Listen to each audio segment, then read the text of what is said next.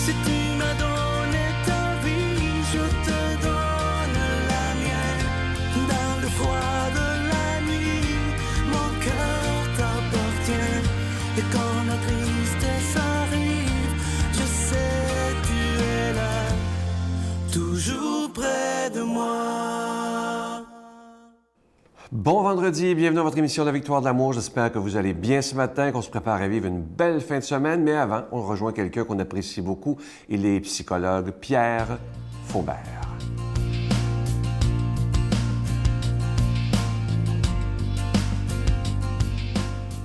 Bon matin à vous tous et toutes, et ça me fait plaisir d'être avec vous encore pour aborder, vous savez, la dimension spirituelle et psychologique. Et les deux vont très bien ensemble, puisque, vous le savez, psyché, qui est comment est-ce qu'on appelle ça, le préfixe là, du mot psychologie, c'est psyché qui veut dire âme. Bon. Mais aujourd'hui, je vais vous parler de la perception de Dieu. Pourquoi? Parce que mes parents, voilà un lapsus, mes patients, mes parents, mes patients, je vais analyser ça. Peut-être que vous pourriez analyser ça. Il reste que un de mes patients m'a parlé de sa conception de Dieu. Et vraiment, là, je peux vous dire que ça me faisait mal de voir comment il avait mal dans sa relation avec ce qu'il appelle Dieu. Enfin, vous savez, ce que nous appelons Dieu n'est pas toujours Dieu. Fait que ça m'a fait penser que beaucoup de ces difficultés, même avec d'autres personnes, étaient reliées à cette perception de Dieu. Il voyait Dieu comme un vengeur. En fait, à un moment donné, il parlait de l'épée de Damoclès. Vous savez, cette épée-là qui est sur la tête, là, qui est tenue par un fil, et puis à un moment donné, on ne sait pas quand est-ce que le fil va lâcher, puis boum, that's it, c'est fini. Eh bien, imaginez avoir une perception de Dieu comme ça. Autrement dit, là, on est épié, tout ce que nous faisons, que nous jugeons comme étant mal, eh bien voilà, c'est comptabilisé, et finalement, là, on est tous et toutes certainement voués à l'enfer. Alors, imaginez mener une vie comme ça, là. On peut parler de l'épée de Damoclès, on peut parler d'un fusil sur la tempe, on peut parler de menace. La menace d'être puni, d'où, pour cette personne-là, l'obligation. Ce n'est pas un geste volontaire, mais l'obligation de se confesser, entre guillemets, à toutes les semaines, par peur d'aller en enfer. Alors, je me suis dit, non, ça ne va pas ça. Fait que, à un moment donné, j'ai pensé à un texte. Et je vais vous le lire, et c'est du prophète Isaïe. Et c'est un court texte, mais c'est tellement touchant. Et il y a beaucoup de gens qui ne lisent pas des textes comme ça. Ils lisent les textes plutôt militaristes, et puis de vengeance, et puis de tuerie, et puis de toutes sortes de choses comme ça. Non. Le Seigneur m'a abandonné. Mon Seigneur m'a oublié. La femme, on pourrait dire la mère ici, la femme oublie-t-elle son nourrisson? Oublie-t-elle de montrer sa tendresse en l'enfant de sa chair? Nous sommes de la chair de Dieu. Bon, Dieu a-t-il une chair ou a-t-elle une chair, hein, si c'est une femme? Bien, vous voyez, Dieu a une chair, mais pas comme la nôtre. Mais nous sommes de sa chair. Et donc, même si celle-là l'oubliait, moi, je ne t'oublierai jamais. Notre Père qui es aux cieux, que ton nom soit sanctifié, que ton règne vienne, que ta volonté soit faite sur la terre comme au ciel. Donne-nous aujourd'hui notre pain de ce jour. Pardonne-nous nos offenses comme nous pardonnons à ceux qui nous ont offensés. Ne nous laisse pas entrer en tentation, mais délivre-nous du mal, car c'est à toi qu'appartient le règne, la puissance et la gloire pour les siècles des siècles. Amen. Giorgia Fumenti présente son 10e album Amour, incluant 12 grandes chansons, dont Alléluia.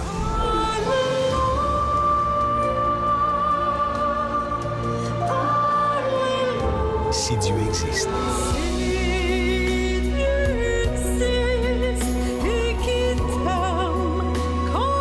chance qu'on sent. Une chance que j'ai. L'album Amour de Giorgia Fumenti, en vente partout. Si vous saviez comme je suis heureux de vous présenter ce magnifique cadeau du mois qui a été fabriqué expressément pour la victoire de l'amour, vous ne le trouverez nulle part ailleurs. Il s'agit du pendentif de la prière. Il est plaqué d'or véritable et ce bijou, il est déjà béni. Je vous rappelle, et c'est très important que vous écoutiez bien ceci, c'est en quantité très limitée. Alors, si vous voulez en avoir un, il est très important de le commander très rapidement. Je vous rappelle que c'est avec un don de 25 $ et si vous en voulez deux, avec un don de 40 $ parce que ça se donne vraiment bien en cadeau. Je vous donne l'adresse. La Victoire de l'amour, casier postal 120, succursale Boucherville à Boucherville, le J4B 5E6, je vous la redonne. La Victoire de l'amour, casier postal 120, succursale Boucherville à Boucherville, le J4B 5E6. Également par téléphone, par carte de crédit du lundi au vendredi de 8h30 à 16h30 dans le 514-523-4433, 523-4433 ou sans frais, le 1-888-811-9291, 1-888-811-9291 et aussi sur notre site Internet. Vous savez que c'est une façon très sécuritaire et extrêmement rapide de faire votre don, le www.lavictoiredelamour.org. Alors, je vous rappelle, ce magnifique cadeau du mois, vous le trouverez nulle part en magasin. Il a été fabriqué par un artisan du Québec. C'est le pendentif de la prière. Il est plaqué d'or véritable et déjà béni. Et je vous rappelle que c'est évidemment avec un don de 25 $, mais que c'est en quantité très, très limitée. Quand il n'y en aura plus, il n'y en aura plus. Alors, si vous le voulez, commandez-le très rapidement et regardez comment il est beau. D'après moi, c'est un des plus beaux cadeaux depuis très, très longtemps. Merci de tout cœur de votre grande générosité.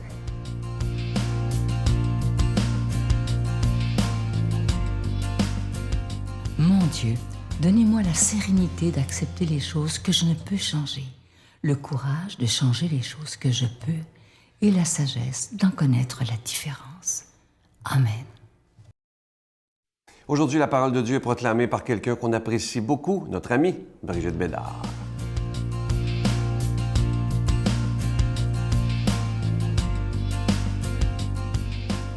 Bonjour à tous, à toutes. Bon matin, bon 8 juin, jour de la fête du Sacré-Cœur. Et on a un évangile vraiment particulier aujourd'hui pour souligner cette fête-là. Puis c'est aussi la fête, en fait, c'est la journée de prière mondiale pour la sanctification des prêtres. On va voir quel lien on fait avec ça. Comme c'était le jour de la préparation, c'est-à-dire le vendredi, il ne fallait pas laisser les corps en croix durant le sabbat. Jésus vient de mourir. D'autant plus que ce sabbat était le grand jour de la Pâque.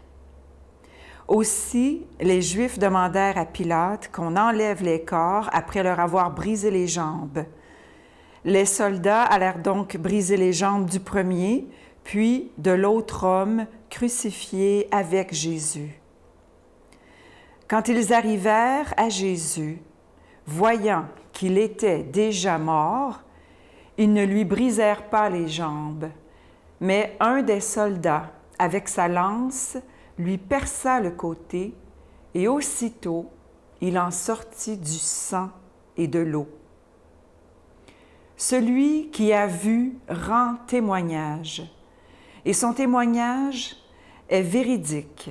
Et celui-là sait qu'il dit vrai, afin que vous aussi vous croyiez. Cela, en effet, arriva pour que s'accomplisse l'Écriture. Aucun de ces os ne sera brisé. Et un autre passage de l'Écriture dit encore, « Ils lèveront les yeux vers celui qu'ils ont transpercé. » Acclamons la parole de Dieu. C'est Saint Jean qui est là, qui a assisté à tout ça et qui nous raconte ça. Et pourquoi on fête le Sacré-Cœur de Jésus? Bien, sûrement que vous avez été dans les églises, vous avez sûrement vu, il y a toujours un Sacré-Cœur de Jésus dans les églises. J'ai rarement vu une église sans une belle statue ou une photo qui représente Jésus, avec son cœur ici, qui est illuminé de la lumière divine. Il y a le feu dans le cœur. Puis, le cœur est entouré d'une couronne d'épines et surmonté d'une croix. Puis, il y a des gouttes de sang qui coulent à cause de la couronne d'épines. Moi, je dirais que c'est une des images de Jésus qui m'a le plus frappée, puis qui me frappe encore le plus. C'est un cœur brûlant d'amour, mais qui saigne. C'est comme paradoxal, puis en même temps, ça va ensemble. Ça va ensemble parce qu'on regarde comment Jésus a aimé. Il a aimé jusqu'au bout, jusqu'à donner sa vie. Il en est mort. Il a aimé Dieu au-dessus de tout et en connaissance de cause, parce que s'il y en a un qui connaissait Dieu, c'est bien lui. Et il a aimé les hommes et les femmes jusqu'au bout. Il a donné sa vie pour nous. Mais il n'y a pas eu cet amour en retour. Alors, qu'est-ce qui arrive dans nos simples vies à nous? C'est ça qui arrive quand on aime de tout notre cœur et qu'on ne reçoit pas cet amour en retour. Qu'est-ce que ça fait? Mais ça fait mal. Puis c'est ça la couronne d'épines. C'est ça qui fait si mal. Puis dans l'Évangile, il raconte qu'ils l'ont transpercé de son côté. Qu'est-ce qui sort? Du sang et de l'eau. L'amour. C'est ça qui sort. L'amour. Puis c'est tout. Il n'y a que l'amour. C'est sur l'amour, sur ce cœur sacré, cette puissance d'amour incroyable qui est transformante. C'est ça le grand mystère de ce Dieu mort sur une croix, c'est que cet amour crucifié transforme. Il nous transforme. C'est pour ça qu'on prie pour les prêtres aujourd'hui, pour leur sanctification. Ils ont tant besoin de prière. Les prêtres ne sont pas des surhommes, ce ne sont pas des demi-dieux, ce sont des hommes ordinaires, mais qui sont tout donnés, qui doivent tout donner chaque jour. Tu aimeras ton Dieu de tout ton cœur. C'est pour nous rappeler que le moteur de leur vie à ces prêtres-là doit être l'amour et rien d'autre.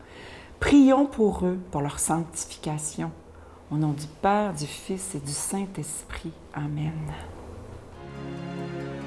Je vous salue Marie, pleine de grâce. Le Seigneur est avec vous. Vous êtes bénie entre toutes les femmes, et Jésus, le fruit de vos entrailles, est béni.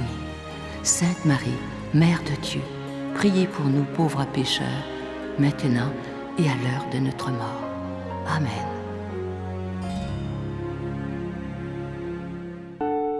Je continuerai à croire, même si tout le monde perd espoir. Je continuerai à aimer, même si les autres parlent de haine. Je continuerai à construire, même si les autres détruisent. Je continuerai à parler de paix, même au milieu d'une guerre. Je dessinerai des sourires sur des visages en larmes et je tendrai les bras à ceux qui se sentent épuisés. Oui, je continuerai à croire. Ne manquez pas cette émission de dimanche, j'en ai parlé il y a quelques jours. Notre invité, Marcel Quintal, qui a 100 ans, imaginez. C'était son anniversaire le 5 juin. Et ce qui m'impressionne, elle a une santé extraordinaire et surtout un goût de vivre, une joie de vivre. Et elle veut vivre encore longtemps. C'est vraiment extraordinaire. Vous allez voir les paroles de sagesse qu'elle a données pendant l'entrevue. C'est absolument extraordinaire. C'est un beau document que je vais conserver d'ailleurs parce qu'il y a tellement de beaux conseils qu'elle donne. Alors, manquez pas ça. 100 ans de bonheur. À demain. Moi, votre médecin, je donne des pilules, je donne des conseils. Mais lui, il est le maître de la vie et du temps.